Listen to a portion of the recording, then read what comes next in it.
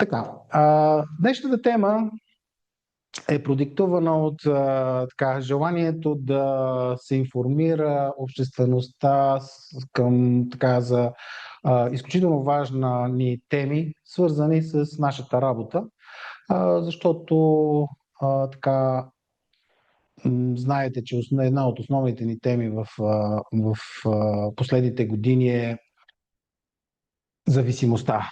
И тъй като допамина е много свързан с тази тема, въпреки че го свързват като хормон на щастието, има много митове, които са така свързани с действието на тази митична и мистична молекула, която се преекспонира и се ползва по всякакви начини.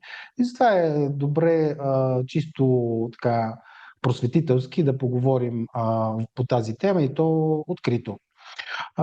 Първо, за тези, които не познават нашата дейност, нашия център от 19-18 година е позициониран с основни дейности, свързани с изследвания на нервната система и на мозъка, включващи количествено ЕЕГ, периферни сигнали, вегетативна нервна система, биофидбек и неврофидбек методите, като невромодулаторна щадяща интервенция за постигане на здраве и адресиране на най-различни проблеми, свързани с психосоматични нарушения и най-различни функционални нарушения.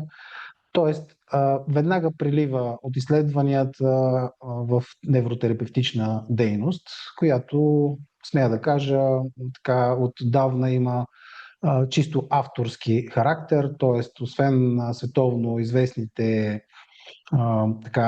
достижения на невротерапевтичното изкуство, имаме много авторски програми, които някои от тях са свързани с търговски марки, т.е. защитени с търговски марки, като Screen Children е една от нашите марки и на аутизъм. Разбира се, индивидуални програми за превенция и обучения.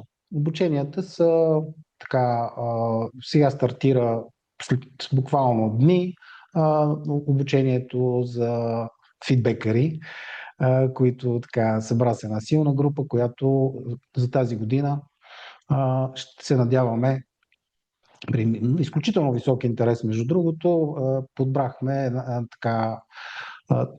13 човека, които да се включат в тази програма от стотици заявени като желание.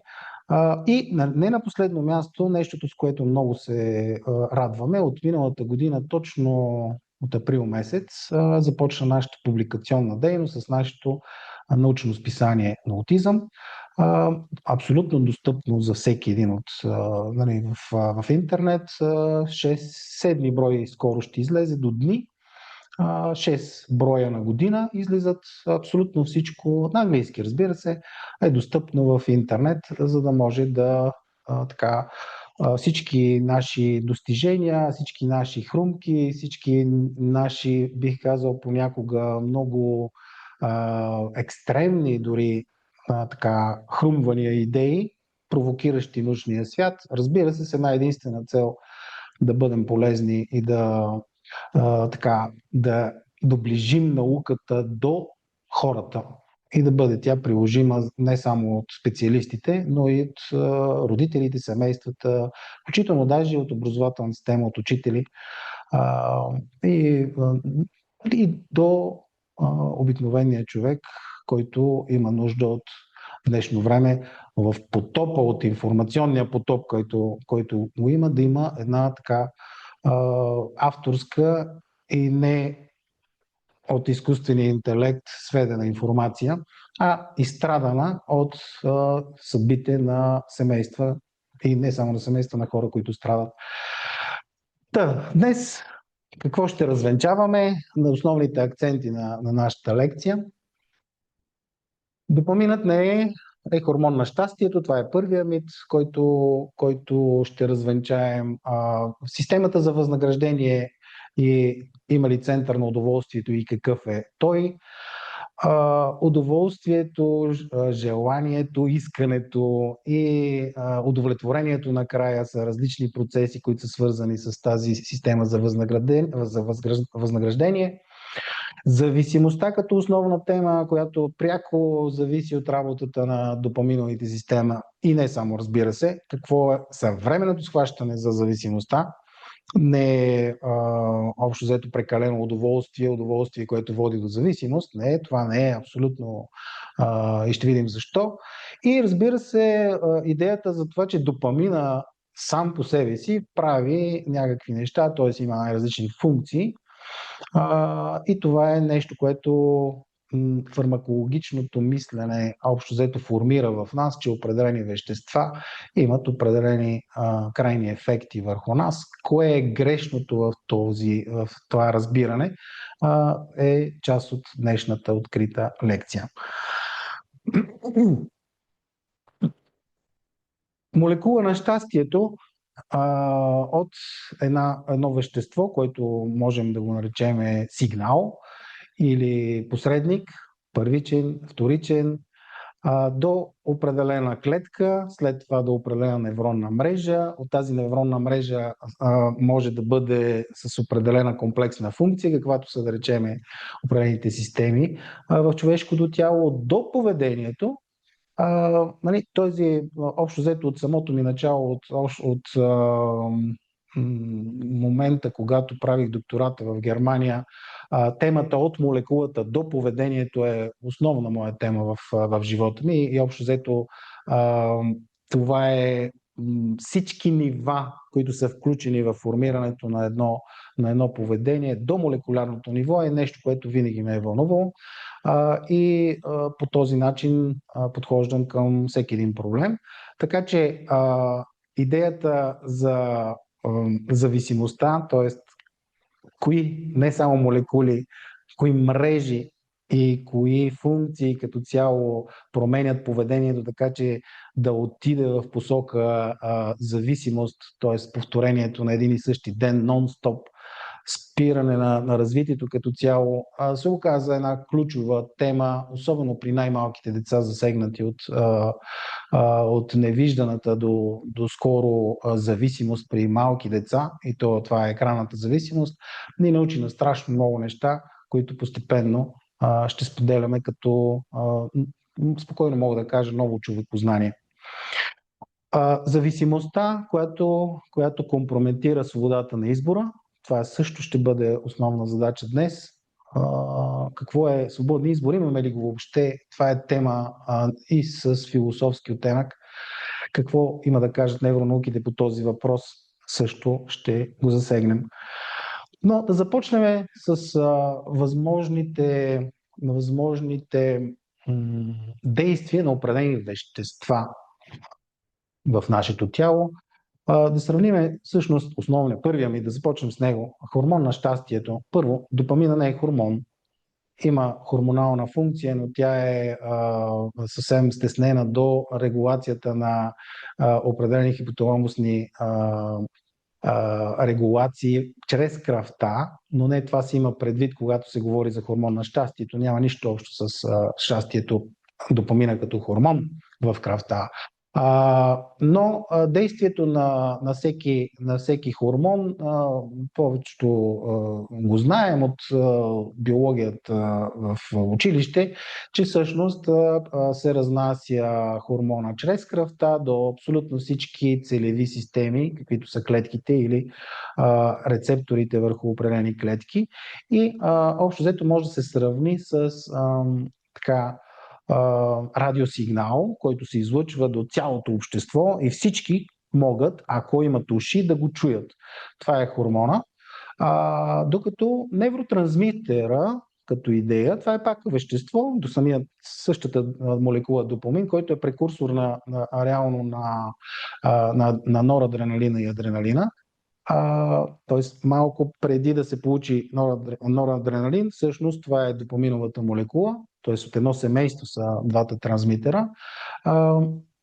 Като невротрансмитер то е едно Да си представим сравнение с радиосигнала, който хормона трябва да стигне до цялото общество, то всъщност един телефонен разговор между двама души може да се нарече такава трансмисия, като отделен невротрансмитер е всъщност комуникацията между един неврон и неврон, и още по-конкретно в един синапс, което е един контакт между неврон и друг неврон. И знаем, че един неврон може да има около между 5 и 10 хиляди синаптични контакта, т.е. той може да осъществява едновременно такива разговори с 5-10 хиляди души. Конкретно обаче, точно локализирано и точно целенасочено съобщение от един неврон на друг неврон. Това е невротрансмитърната функция. Това е разликата между старата растителна хормонална регулация и новата нервна регулация, където всъщност локализираното и целенасочено съобщение всъщност е голямото предимство, което дава възможност на животните да имат много бърза регулация, бързи движения и въобще движение, което е различно от растителните принципи. И невромодулатора, който реално модулира една цялостна, например, невронна мрежа или дори само един неврон, и променя неговата чувствителност към определени други невротрансмитери. Това е нещо средно между локален хормон и невротрансмитер. Т.е. невромодулатора има една такава, първо, че има по-бавно действие, но променя чувствителността и отговора на самия неврон спрямо други стимули. Така че ето едни три понятия, в които допамина може да играе, една молекула може да играе съвършено различни роли, в зависимост от контекста, къде е отделен и кои играчи, ще ги нарека, всъщност са реактивни към него и отговарят на неговото съобщение. Тук е много съществено, между другото, защо социалните мрежи станаха толкова популярни, защото едно време в лекциите си по неврофизиология търсех определена метафора, образ за това как работи човешкия мозък. Тогава все още в началото социалните мрежи тъкмо навлизаха Фейсбук и останалите. И когато навлязоха, си дадох сметка, че всъщност социалните мрежи са абсолютно представете си един Фейсбук, които следват организацията и взаимодействието на невроните в един мозък. Тоест, представете си Фейсбук, като абсолютно всички потребители, които в момента са над милиард и така нататък, всъщност по 100 умножете и ще видите, дойдем до числото неврони в нашия мозък, но те взаимодействат между себе си, невроните имам предвид, точно както са принципите в социалната мрежа. Какво ще рече това? Един неврон, профил във Фейсбук, си представете, има между 5 до 5 хиляди приятелства, т.е. възможност за съобщения, лични съобщения, т.е. за лична комуникация неврон-неврон. В мозъка невроните могат да стигнат до 10 хиляди, т.е. порядъка 5 или 10 хиляди не е толкова съществено, означава, че е точно такова. Има инфлуенсъри, т.е. страници, които облъчват аудитория еднопосочно. Може да има обратна връзка, но не е задължително. По-скоро идеята е да сме последователи на нещо, без да имаме възможност да комуникираме с инфлуенсъра, т.е. модулатора. Ето ви невромодулаторите, които могат да стигнат до 100 хиляди, до 200 хиляди неврона, нали, отбрана аудитория по определен принцип, т.е. определена функция. По същия начин съвременната идея за работа на мозъка е точно такава. Имаме едно умражаване на различни функции в различни части на мозъка, участват по различен начин в дадена функция, даден неврон имам предвид, точно както е в социалната мрежа. Ние можем активно да участваме, да речем, в някаква група за родители, след това изведнъж да отидем да си купуваме, да речем, кола, от група, където продават коли. Тоест, можем да се умрежим по различен начин в различните функционалности в цялостната социална мрежа и разбира се, огромните инфлуенсъри, които използват това като медийно пространство с милионите последователи, които с едно послание реално стигаме до огромен кръг от хора. И това е всъщност цялата социална мрежа всъщност и дава идея за това как работи един единствен мозък. Това е изключително важно, нали, да се знае като потенциал за използване и натоварване на информация. Така. Значи, всъщност големия въпрос е, и да обобщиме, хормонът е нещо, което отказва на всички системи, на цялото тяло, как да се променя. Те са и в какво състояние да бъде. Невротрансмитър е какво се случва в отделния неврон и неврон-неврон комуникацията, а невромодулатора дава на малко по-голям кръг от неврони, всъщност променя чувствителността, т.е. колко е важно определено съобщение. Понякога може да имаме някакъв отговор към конкретен сигнал, обаче невромодулатора по такъв начин да промени моята функция, че да замълча, т.е. да няма отговор към този сигнал или да имам прекомерен отговор. Това е модулацията. Добре. И сега, разбира се, отиваме към най-съществения въпрос днес, и то е системата за възнаграждение, която е популярно, така някой я нарича център за удоволствие, което абсолютно такива центрове няма в мозъка. Отдавна идеята за центрове, говорен или слухов, или там какъвто и да е център на нещо, вече е отживял термин, не се използва. По същия начин трябва да се актуализира всъщност и това, че няма център за удоволствие, има една изключително сложна система, която всъщност не е система просто за удоволствие, а мрежа, която освен, че има 3 подсистеми, които ще разгледаме в момента, всъщност е един сложен процес на учене.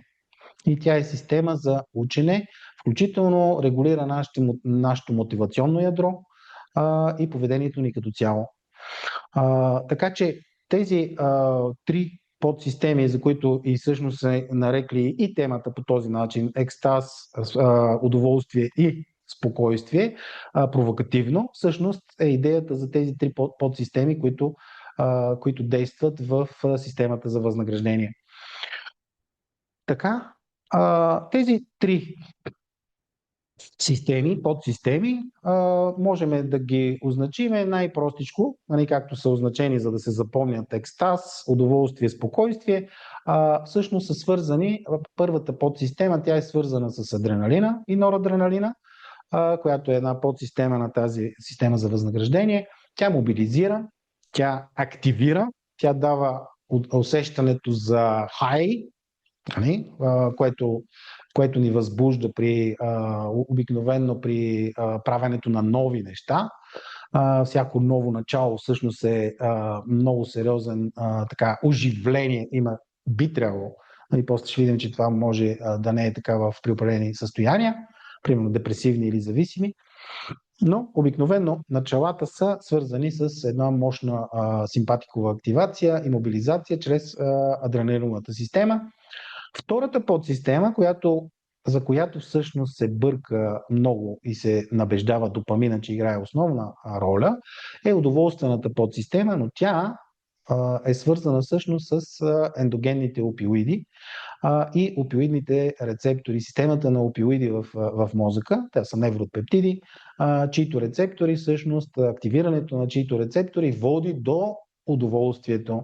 Или както се шегуваме, винаги съм се шегувал с моите студенти, ендорфини и енкефалини, т.е. кеф на ента степен, за да се запомни, енкефалин, т.е. свързано е с удоволствените преживявания. Именно тези опиоидни рецептори са свързани с удоволствието и липсата на болка. Удоволствието и болката всъщност са две противоположни състояния на една и съща ос. И третата подсистема, т.е. допамина не е свързан с тези удоволствени елементи. И третата подсистема, тя е на седатив, както го наричаме, самото спокойствие. Това е гама-аминомаслената киселина като невротрансмитер и нейните рецептори. То намалява напрежението или е инхибиторен. Това е инхибиторната система в нашия мозък. Накрая, след като имаме постигане на някакъв резултат от нашето поведение, всъщност крайният ефект е успокояване и удовлетворение. И точно ГАМ или GABA на английски е невротрансмитерната система, която участва в това успокояване накрая, когато е постигнат определен ефект. И къде е допаминът в цялата история? Всъщност допамина е диригент на тези три подсистеми и не е нито една от тези, не е един от тези три режима, а е сигнала, взаимодействието на тези три подсистеми, след това се превръща в вероятността даден ефект и дадено действие да бъде избрано отново. Тоест той каза кое е важно и кое да бъде запомнено и кое да бъде усилено и кое ще бъде вероятността отново да се случи в живота ни, което няма нищо общо нито с екстаза, нито с удоволствието, нито с спокойствието. И така втория мит, който е свързан с това, че допамина е свързан с удоволствието, реално трябва да бъде забравен. И това е много различно като концепция. Т.е. нещата са много по-сложни, много по-красиви, отколкото популярните клишета, които се използват. И сега тук много е съществено друго нещо, което в така конвенционалните, традиционните разбирания за награда и разбира се и наказание, но за награда трябва да ги актуализираме, защото те са тотално различни от това, което е било в миналото. Имаме много награди мозъчни brain awards, така да кажем, на изследванията, които промениха представите ни за това какво означава награда от една страна и от друга стана в основата на разработването и работата на изкуствения интелект точно тези принципи, които след малко ще коментираме, и усъвършенстването и ученето на машинното учене, така нареченото, в невронните мрежи, онези невронни мрежи, които са алгоритмите на изкуствения интелект. Какво си има предвид? Какво е това награда? Нека да видим всъщност кои са компонентите на този сложен концепт, наречен награда. Не е просто моркова, който следва, след като сме постигнали или сме някакъв определен резултат сме постигнали, с който реинфорсваме, т.е. възнаграждаваме и подкрепяме даденото действие по този начин, за да се случи отново. Не, това е абсолютно, как да кажа, много далече от ефективността, към която днешните социални мрежи и днешните интернет платформи и екосистеми всъщност използват, за да може да ни хакнат вниманието и ние постоянно да сме вътре. Не е просто морков. И затова разбирането всъщност на тези принципи, които днес коментираме, за които разбира се само ще загатнем, той ще отворим една врата, но това е просто едно послание, един призив към вас да бъдете и не само като специалисти, да проучите по-подробно. Аз съм дал тук източници, разбира се, които са абсолютно свободни и можете да бъдат предмет на изучаване, защото изучаването на тези механизми ще ви даде невероятна различна представа не само върху как да кажа, влиянието на интернет и на интернет платформите върху нас и точно как всъщност изграждат абсолютно целенасочено зависимо функциониране. е изключително важно да ги знаем тези подробности, тези факти. Но нека да тръгнем последователно.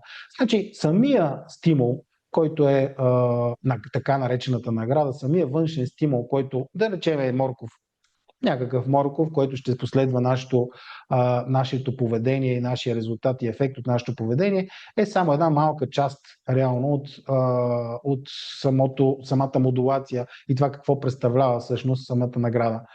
Тук е чисто сензорен входа. Дали ще е зрителен, дали ще е слухов, както е аудиовизуалната стимулация през екраните и през медиите, може да бъде съвършено различен, разбира се.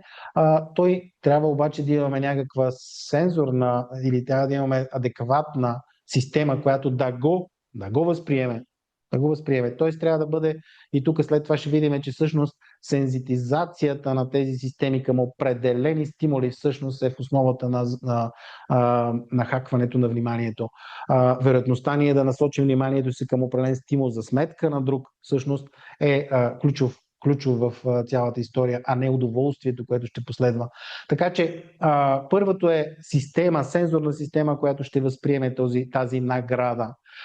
След това, самата оценка се прави от най-различни има неврофизиологични механизми вътре в нашите системи, които са, освен тези 3 подсистеми, за които стана на въпрос, и всички останали, които са свързани с оценка на безопасност, с оценка на опасност, нашето моментно състояние, нашето момент на будност, на неселективно внимание, полузаспали ли сме, има ли мозъчна мъгла като цяло, будни ли сме, концентрирани ли сме. Тази обща модулация всъщност ще модулира абсолютно във всеки един момент кой и да е външен стимул, включително и наградите. Така че тук имаме оценка във всяко едно отношение, включително и оценка за новост, както е в средата тук novelty. Сигурно се вижда мишката, за novelty и оценка на ценността на този стимул. Включително мотивационното ядро в каква, дали сме гладни, дали сме жадни, дали сме уморени, дали сме наспани. Всичкото това нещо ще модулира това дали една награда ще бъде награда. И разбира се, чисто субективното отношение по отношение на самата награда, имаме и субективна компонента, която разбира се е една психична компонента. Тоест тук имаме много неврофизиология и някаква част психология и психична компонента, но разбира се, не искам по никакъв начин да ги деля двете, защото няма никакъв смисъл от това. Можем да използваме просто психофизиологичния континуум, т.е. единство на процесите. Реално тогава можем да видим и да оценим какво ще бъде така нареченото reinforcement, т.е. поощрение.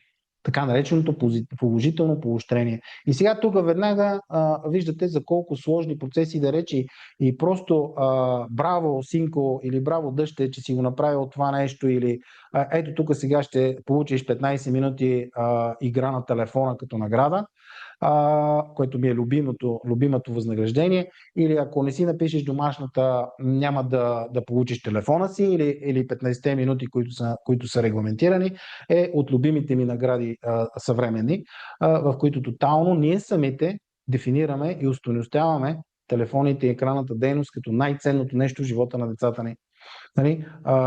Веднага тук директно казвам и го препоръчвам горещо на всички: не правете, родителя прави значим екранната експозиция по този начин, че го възприема и го представя на детето като reward или като punisher, т.е. като награда или като наказание. И в двата случая самия родител в префронта дава огромна стойност в системата за устойностяване или salient система, тук в префронта, и казва: това е най-значимото нещо в живота ти. Самия родител го прави. И децата не са виновни, че веднага се настройват в този контекст. Така че затова казвам, че е изключително важно и ценно да имаме разбиране по отношение на тези процеси. Така. И всъщност наградата не е нещо, което носи някакво удоволствие. Наградата е нещо, което ще даде и ще увеличи и усили и ще увеличи вероятността даден процес и дадено поведение да се повтори в бъдеще. Важността на повторението и на отново извикването на определено поведение. Това е наградата. Тоест, сложният концепт не се опира само до удоволствието, а до цялостна премодулация на отговора в бъдеще. И модулиране на бъдещото очакване на онова, което е като стимул, което е дошло първоначално като награда. Тоест, това е учене, процес на учене, процес на модулация на нашето поведение. Определени стимули стават по-значими от други. Приоритизиране, смяна на приоритети, смяна на ценности, смяна на преоценка като цяло на средата и стимулите от средата. Изборите, какво да избера при конкурентни програми. Ако имам конкурентна програма, лявата или дясната, тази или в момента е по-важна за мен или по-малко важна. В зависимост от моето състояние, този избор ще бъде променен. И разбира се, не на последно място, емоционалния и афективен заряд на това, което се случва. И тук понякога, особено при зависимостта, ще видим, че неудоволствията, точно обратното, в някакъв момент вече няма удоволствие, но и децата, с които работим, вербалните, разбира се, казват: искам да спра, но той е по-силно от мене. И тази реплика звучи и кънти в ушите на родителите и на специалистите. И те не преувеличават, а е точно така. И ако дадем правото на избор, т.е. дадем възможността на децата или да избират, те нямат избор, е стеснен, те нямат избор. Затова тук трябва да се намеси водача, трябва да се намеси родителя. И криво разбраното либерално отношение в момента, по отношение на младите, да им се дава възможност те да избират или те да разбират и така нататък, е изключително вредно, защото префронта зрее до 26-та, 7-та година вече. 24-та, 5-та беше до преди известно време, сега знаем, че озряването закъснява по ред причини. Една от причините е инфантилизирането на човечеството като цяло и на младите. Но зрее до тази възраст, т.е. до този момент детето, младият човек след това трябва да има водач. Не трябва да бъде оставен той сам да избира, защото едно дете ще избере на долнището. Винаги. Без изключение. Защото префронта и една система 2, която няма нищо общо с тази, но ще стане на въпрос за това, ще се изгражда постепенно. Тук, където е трона на аза, както аз жаргонно се го наричам, на 27-та година чак можем да кажем, че имаме един роден аз, който да започне да взима самостоятелни решения. До този момент има нужда от водач. Това е едно от посланията днес към всички, които слушат. Не бива да се оставя свобода на малките деца, 4-5 годишно дете, да оставиш да решава какво точно иска в момента. То е ясно какво ще избере. Шоколадчето, енергийната напитка, колата, на 6 години имаме такива неща. Ето го избора и детето отива и колата ми, той така е избрал. Ето такива неща слушам в моята практика, които са абсолютно неадекватни и далеч от разбирането на функционирането на децата и въобще на човешкия мозък. Така, и сега, онова, за което остана на въпрос. Основният механизъм, по който допамина действа, сега ще ви го онагледя с един експеримент с маймунки. Дават сокче на маймуната, мощен допаминов сигнал, светва лампа по павловски. Това се инструментализира, както го наричаме, чрез оперантно учене. И в някакъв момент обаче този сигнал намалява, т.е. десензитизира и допамина вече не се отделя и не се настройва спрямо сока, а спрямо светлината. И тук е много важно това да се знае, че всъщност мозъка веднага се настройва не към онова, което ще получи като резултат, а към евентуалните промени, които биха се случили около това даване. Тоест около всичко, около наградата. Това е изключително важно да се знае, че всъщност това е нещото, което промени като цяло представата ни за действието на допаминовата система и на reward система. Тоест, системите започват да са чувствителни към всичко асоциирано около. И това е ключа, в който ние по много трудния начин, примерно на малките деца, които ги възстановяваме от екранна зависимост, които махайки екрана, детоксикирайки ги, всъщност вече нямат нужда от екрана и всичко около екрана, форми, цветове и всякакви други неща всъщност стават значими и те го заместват към всякакви картинки, към всякакво движещо се нещо, че ако няма движещо, те започват да се движат само и само нещо да мърда и така нататък. Тоест всичко около екранната експозиция. И това модулира като цяло тяхното функциониране и променя това, което нарекохме ние екранна травма.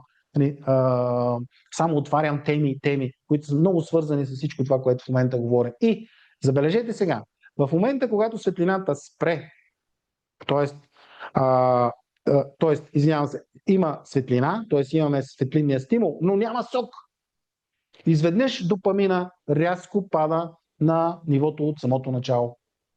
Т.е. той реагира не към самия стимул и към самия ефект от този стимул, а реагира към промените на тази стимулация. Или по-простичко казано, веднага се настройва спрямо разликата между очакването и реалното случване. И това се има предвид под така наречения prediction error, който всъщност е в основата на ученето и на изкуствения интелект. Имаме очакване за нещо и след това разликата между очакването и предсказването и самото случване, тази разлика се кодира. И тази разлика всъщност се кодира точно от допамина. То е сигнал към тази разлика, не към удоволствие, не към удовлетворение и така нататък, а към разликата между нещо, което съм очаквал и нещо, което се е случило реално. И това го запаметявам. И тук сега е централната тема, т.е. това е всъщност процес на учене, не е процес на удоволстване. Процес на учене, в което всъщност ние променяме онова, което ще се случи в бъдеще като вероятно наше поведение. Това всъщност е основното послание, основният ключов елемент на днешната лекция. Prediction error всъщност е нещото, което е свързано с самия допамин, а не отделните компоненти на reward система. Ето го, тук е изобразено отново в същия източник. То е, между другото, едно ревю, много силно ревю. 90% от него е свързано с дива неврофизиология, което може неподготвеният читател просто да върви, да се довери на отвежданията от допаминовите неврони, защото всичко това е правено при маймунки.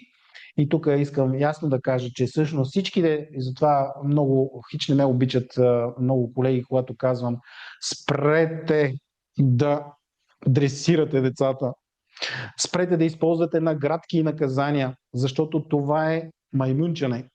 Това е маймунския мозък. Там всичко в науката, в невронауката знае какво се прави с маймуните и знае как маймунската част от нашия мозък да бъде вплетена в едно зависимо функциониране и в едно модулируемо и внушаемо поведение, което ние виждаме в момента се случва с цялото човечество. Има една друга система 2. Това е едно друго, съвършено друго учене, което е свързано с огледални неврони и с мислене, с логическо мислене. Тези две системи на учене нямат нищо общо с това учене, за което в момента става въпрос днес. И ние го нарекохме система 1 по Канеман. Това е днес основната тема на днешната лекция. Система 2, което изисква логическо мислене и мислене като цяло. Това е съвършено друга система за учене. И система 0, която е с огледалните неврони и оглеждането. Система 0 и 2 са свързани с човешкия свят, а система 1 е свързано с системата ни за оцеляване. И оценява как мога да оцелея, кое е безопасно и кое е опасно. И от тази перспектива, всъщност тази система е уникална система за учене. Много по-ефективна от система 2, рационалната, и от система 0, която може всъщност да ви настрои към да се слеете с вашия баща геймър, в лошия случай, и директно да стана зависим, без да го искам.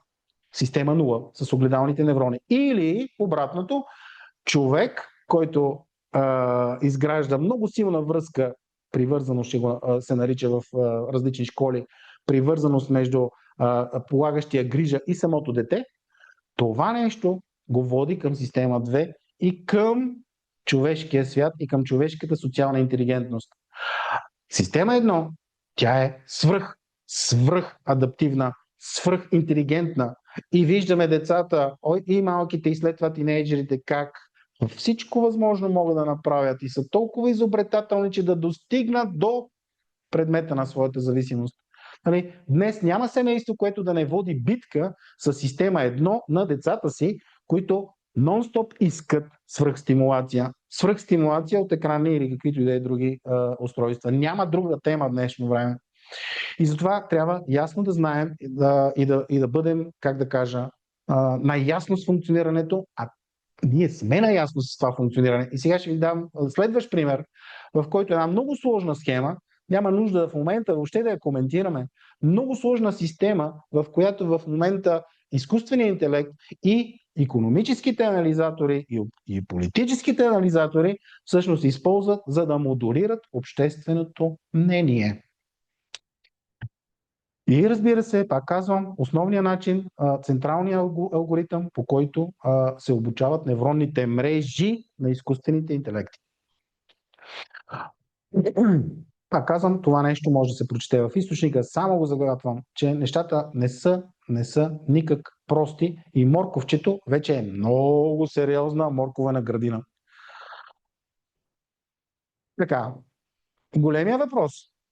Ако въобще, след като има такива неврофизиологични механизми, по които ни определят изборите и това какво ще изберем, едно или друго поведение или една или друга стимулация, имаме ли въобще свобода на избора? И къде се корени в това? Къде се корени тя?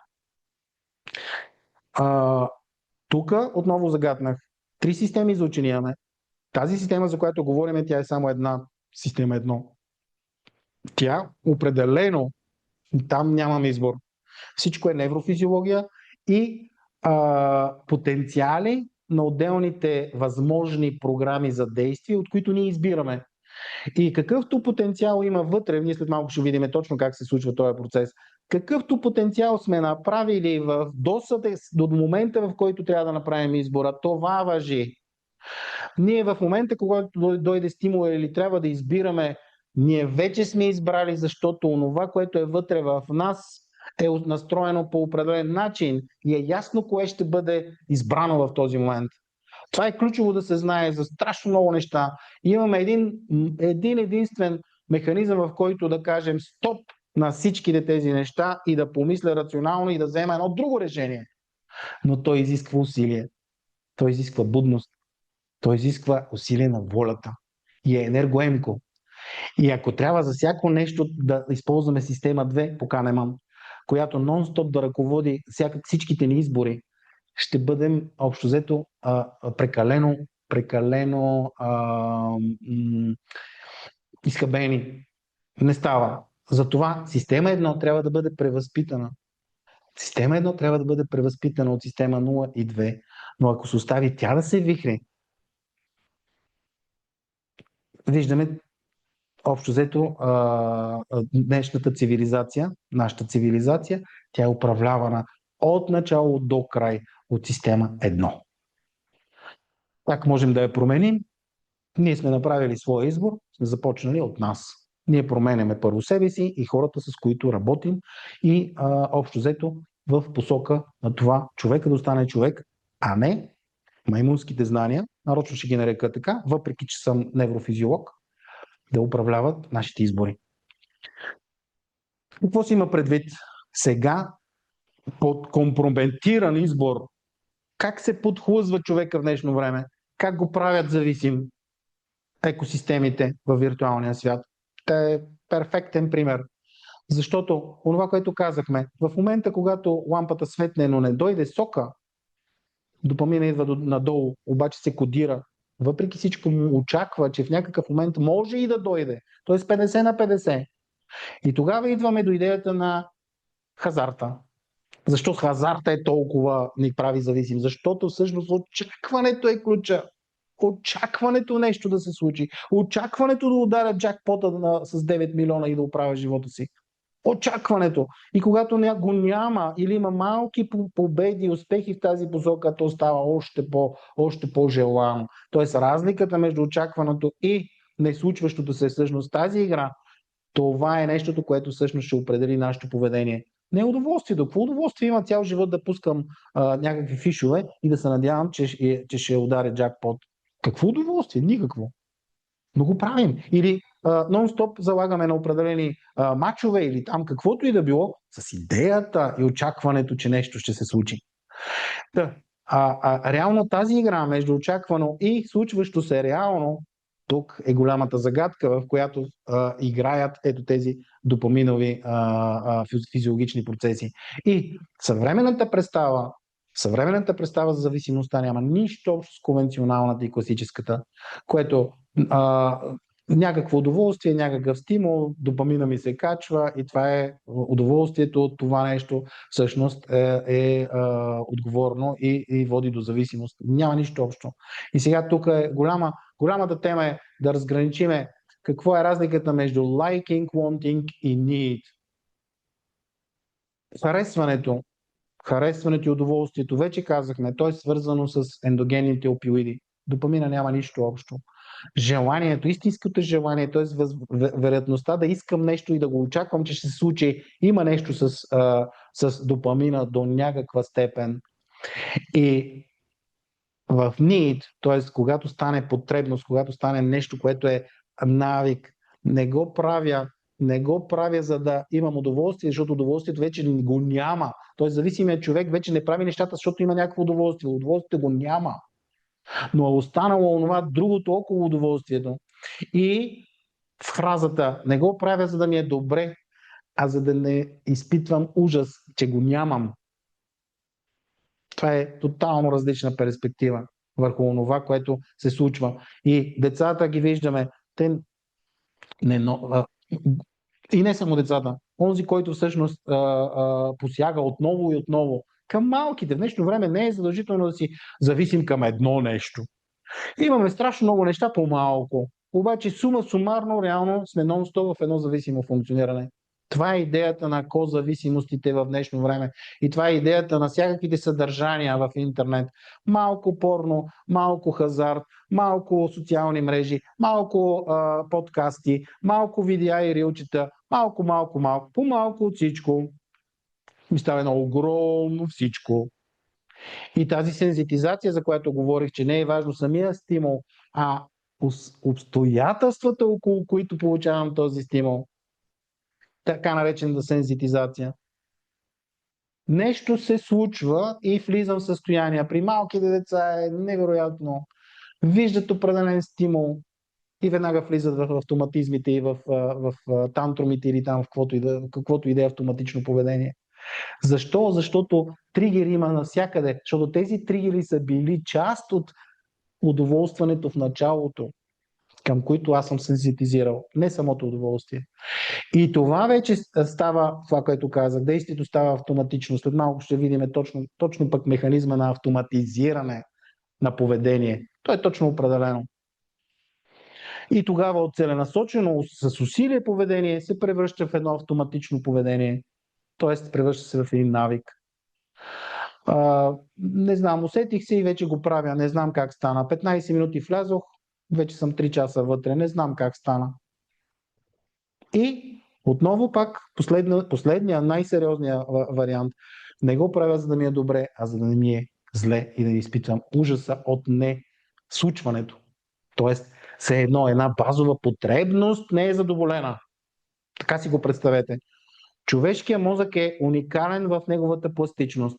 Уникален е. Тоест, може да пренастрои абсолютно всякакви физиологични потребности по пирамидата на Маслоу, да речем. Стигаме до Потребности, които нямат нищо общо с оцеляването, нищо общо с физиологията. Те са не хомеостатични, те са човешки. Това може да превърнем в потребност.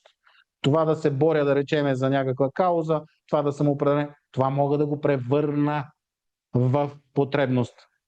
И точно това е тук големия пък и това е благословията и човешката способност, но то върви в обратна посока.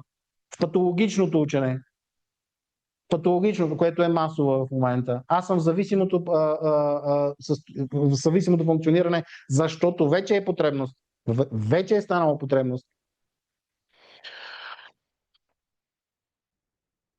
Така.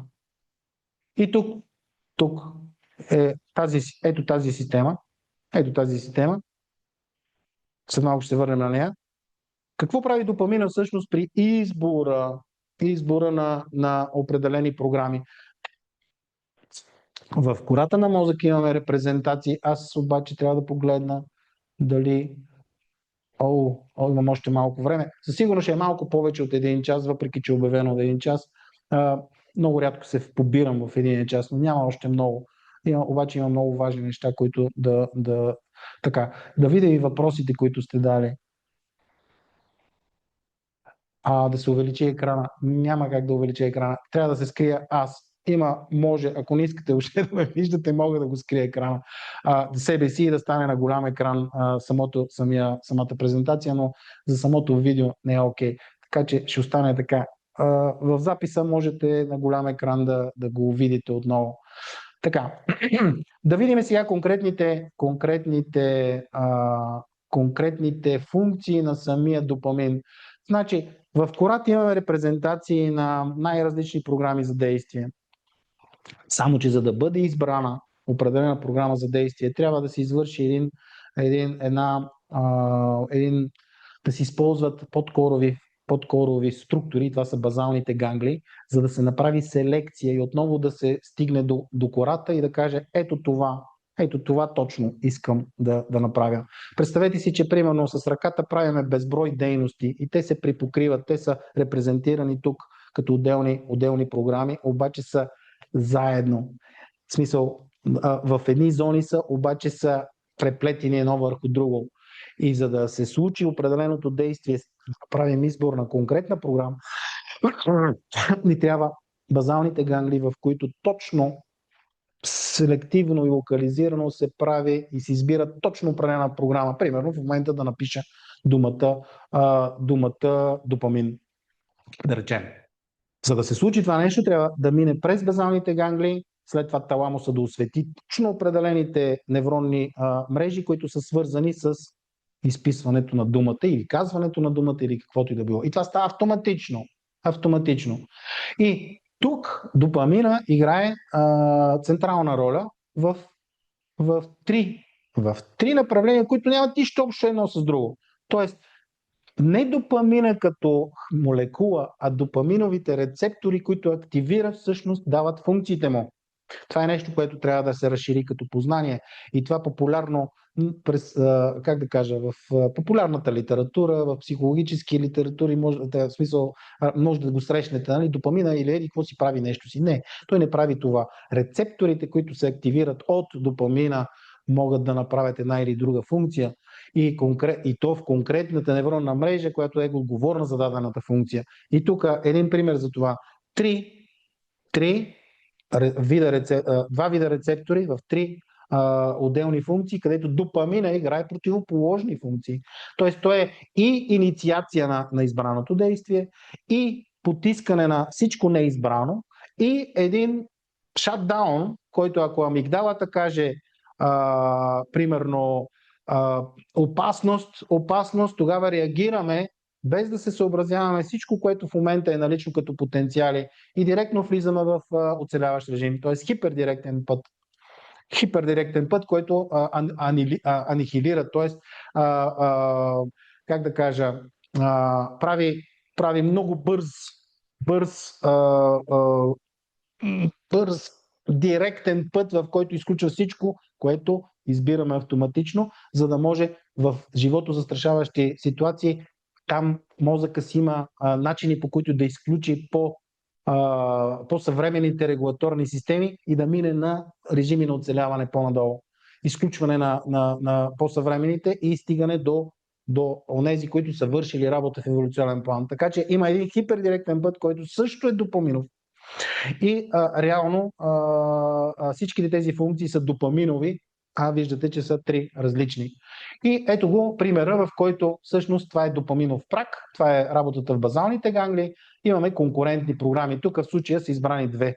Обикновено онази, която е с най-голям потенциал, ето тук минава допаминовия прак и всъщност тя ще се избере, тя ще се усили, а с индиректните пътища ще се реципрочно ще се потиснат всичко останали, които са налични в момента и накрая ще се извърши само една. И това е в основата на нашето целенасочено поведение. От 5 възможни алтернативи аз избирам едно и го осъществявам.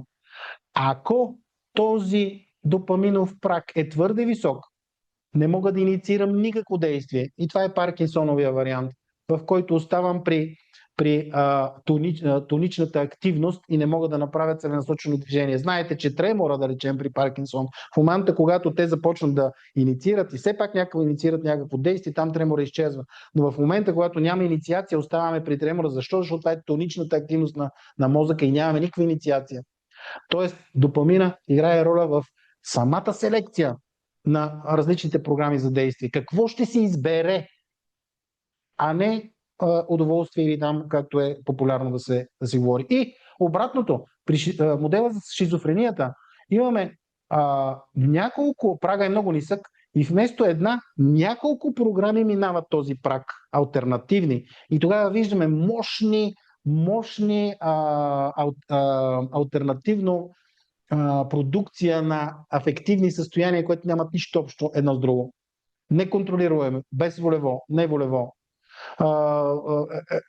Еуфория, меланхолия. Рязко сменящи се, без никакъв контрол. Защо? Защото те са минали прага на селекция едновременно. И тук може да обогатиме, примерно, правейки определени неща, правим и съпътстващи движения. Тоест аз докато говоря в момента чисто емоционално стягам ето тук определени мускули, или когато седя, не ходя, това ми е нетипично между другото и затова се опитвам да компенсирам. Ако не ходя докато водя лекции, след това имам болки в коляното. Това са съпътстващи програми, които преминават този праг, когато правим определено действие, се промъкват и участват.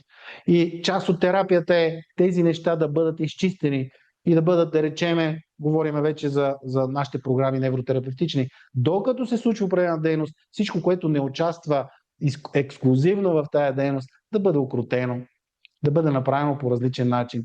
И това дава една огромна свобода на човека и му решава страшно много симптоматика, която се появява. И сега само да отворим тази тема, тази е сложна, просто да имате, когато може да паузирате и да я хванете и да я разгледате по-подробно. Изключително интересна обобщаваща таблица по Bloom 2000 и 2020 година. Препоръчвам горещо и двете статии, в която всъщност се вижда, че той го нарича Reward Deficiency синдром, където дефицита на допаминовата трансмисия, разбирайте, на допаминовата система за избор и селекция, може да доведе от една страна до зависимо функциониране, до импулсивно, включително АДХД, ХДВ-то на български, плюс аутистичния спектър, плюс опозиционното поведение, което е толкова характерно за зависимото функциониране. Обсесивно-компулсивните поведения. Абсолютно всички са свързани с някои от аспектите на допаминовите, ще ги нарека системи, т.е. на системите за избор и за взимане на решения. Включително и персонални нарушения, които са свързани с неврофизиология. И така, какво разбихме като представи и като митове с разглеждането днес? Допамина не е хормон на щастието. Това е като едно обобщение, преди да завършим. Допаминът е невротрансмитер, невромодулатор и малко хормон, но толкова незначителна роля, че не се говори за това. Той е сигнал за очакване, учене, значимост, важност. Системата за очакване и за случване на определено нещо. И модулация на вероятността определено поведение да се случи в бъдеще. Това е най-точното и повече се приближава до истината. Не е хормон на щастието. А допаминът причинява удоволствие. Не. Лайкинга, харесването е свързано с ендогенните опоиди. Допаминът е повече свързан с желанието и потребностите. Онова, което ще стане автоматично поведение. Повече допамин, повече щастие. Не. Допаминовият сигнал означава, че има по-голяма разлика между очакване и случване. Не е благополучие или не е щастие или там удоволствие като цяло, а разлика, делта между prediction error, нали? Грешка на предсказването, това мерене. Тоест, тя не е център за удоволствие, тя е много сложна, деликатна и много тънка система за учене, оценка, избор и действие. Наградата не е свойство на самия стимул, т.е. на обекта на стимулация. Моркова сам по себе си може да не е награда за даден човек. Не обичам моркови и с моркови не може да ме наградат. Нали? Просто това е нещо, което е изключително важно да се знае, че наградата не е сама по себе си съществена като обект, а с цялата неврофизиология и субективна оценка, която стои за конкретния човек и затова трябва да бъде индивидуализирана. Работата трябва да бъде индивидуализирана и при децата, и при младите хора, и при всеки един човек. Зависимостта е търсене на удоволствие? Не.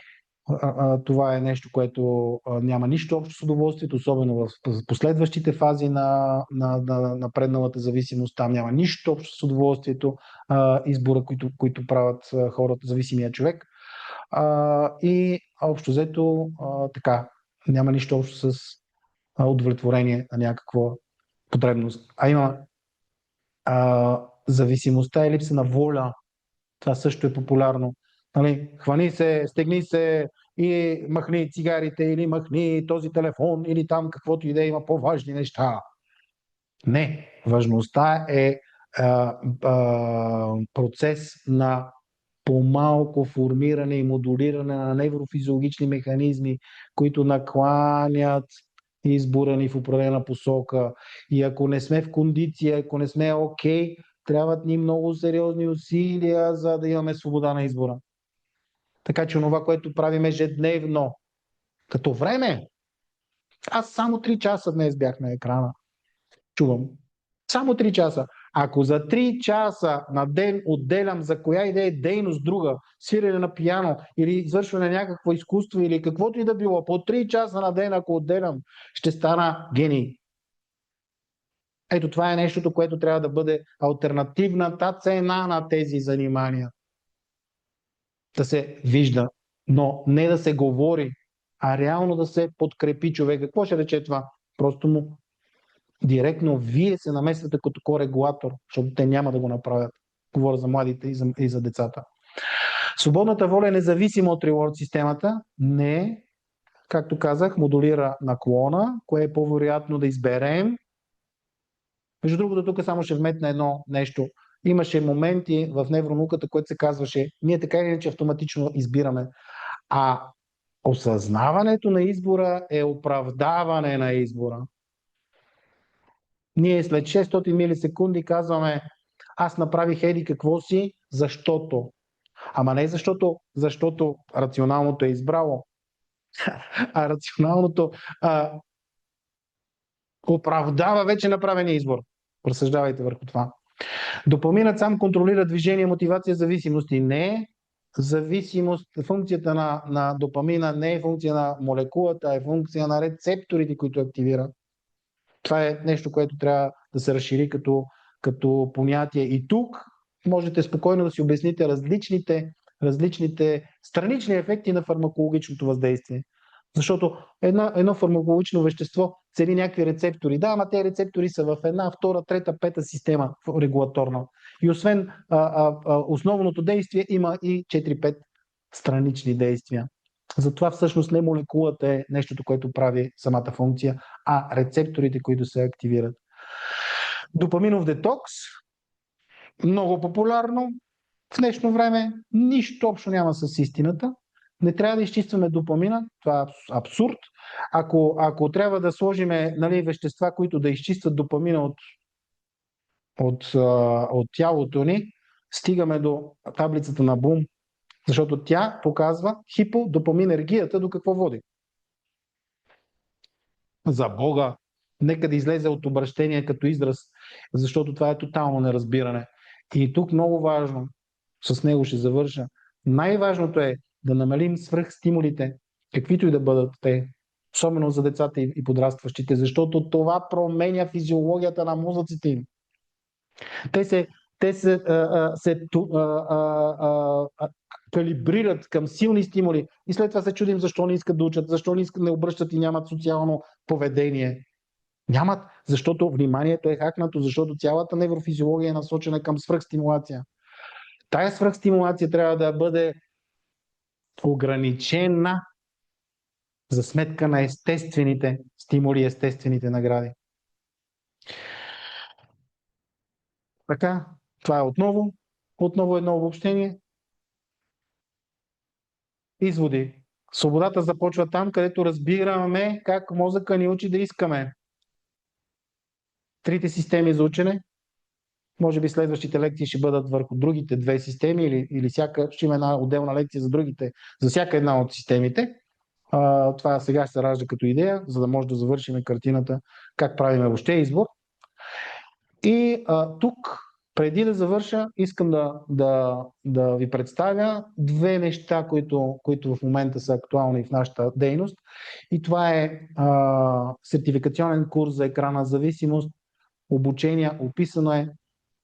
Ако някой прояви интерес, разбира се, ще бъде така всичко, което е свързано като знание, свързано с екранната зависимост, е в тези обучения, които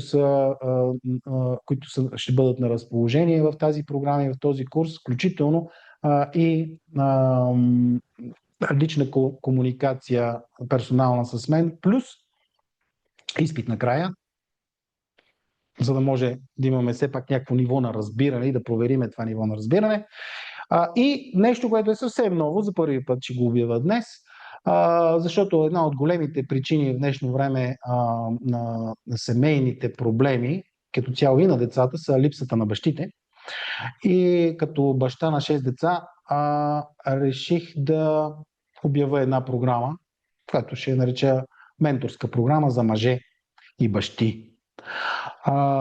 Така че нещото, което ще започне на 2 юни, още сега го казвам, избрах тази дата, защото свободата не е това, което видяхме, че в момента е липса на допамин или наличие на допамин, но централна тема в днешните семейства са ролята на бащите. Много неща има. За там темите, които са вътре в програмата, също са обявени и са налични, така че който има интерес, може и половинките да изиграят някаква роля, да подтикнат своите половинки, мъже и бащи, нали, да се включат в тази програма. Аз лично спокойно мога да кажа, достатъчно опит и зрялост постигнах в живота си, за да мога да предложа една такава менторска програма.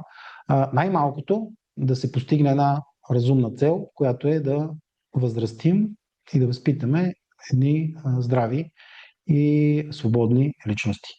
Децата си имам предвид. Но първо ние трябва да станем такива. Благодаря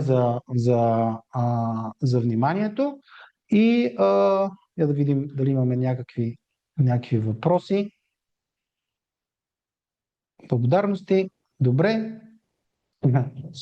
И аз ви благодаря за отделеното време, за това, че в един такъв ден, съботен, вместо да сте навън на това, тук поне времето е 27 градуса при мен, разбрах, че България е малко по-студеничко, но до нови срещи и нови порции знания, които се надявам. И пак казвам спокойно, тази лекция ще бъде качена в нашия канал и можете да изгледате и следващи пъти, когато решите, тя е свободен достъп ще бъде. До нови срещи!